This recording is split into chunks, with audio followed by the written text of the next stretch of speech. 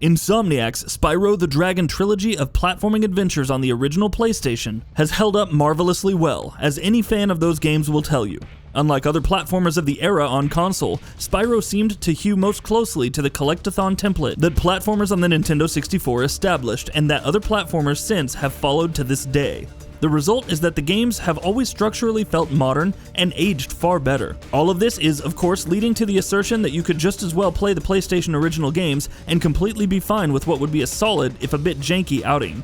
However, in the vein of Crash Bandicoot Insane Trilogy last year, Activision has now taken the Spyro trilogy and updated it wholesale for the current generation of consoles. Spyro Reignited Trilogy was handled by Toys for Bob, who were also behind the Skylanders series, which in turn originally began as a Spyro spin-off. Their familiarity with the license and their reverence for the source material permeates every frame of the experience with Spyro. Calling this collection a remaster is not doing it justice. This is more akin to a remake, designed to live up to Spyro as we remember it, not Spyro as it was. Every frame of the game is bursting with color, whimsy, and life, and the game in general seems to be far closer to the striking art of the original series than the PlayStation could ever have hoped to render. The strong art is backed by modern rendering techniques, which means Reignited Trilogy wouldn't look out of place next to other current-gen games.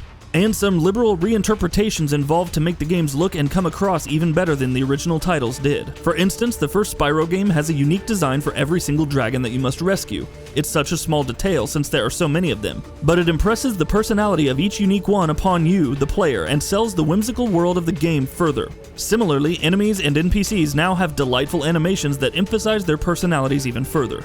As thorough as the visual overhaul of the games is, Toys for Bob have had the sense not to touch the actual gameplay here. Spyro plays exactly as you remember, from the movement to the jumping, gliding, hovering, charging, and more. The physics of the momentum and inertia are all there, and the source material here has been dealt with the most delicate touch possible. On the whole, this is a good thing.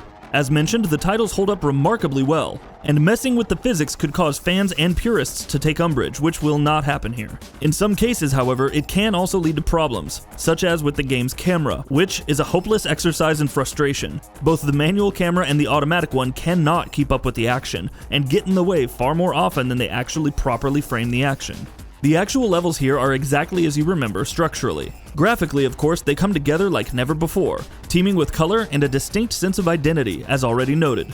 However, the actual layout and design has not been tampered with in the slightest.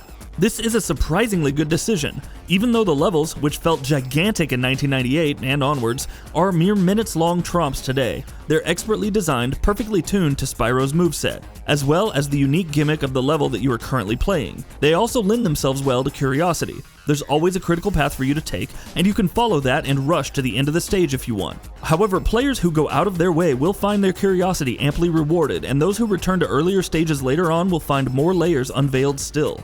In terms of actually acting as a loving tribute to the original games then, Reignited Trilogy cannot be beaten. Visually, the games are resplendent now, and look as they should rather than they do. In terms of the audio, the original soundtrack has been retained, and you can switch to it whenever you like, but also included is an updated score with light instrumentation added to lend the sound with more depth and soul.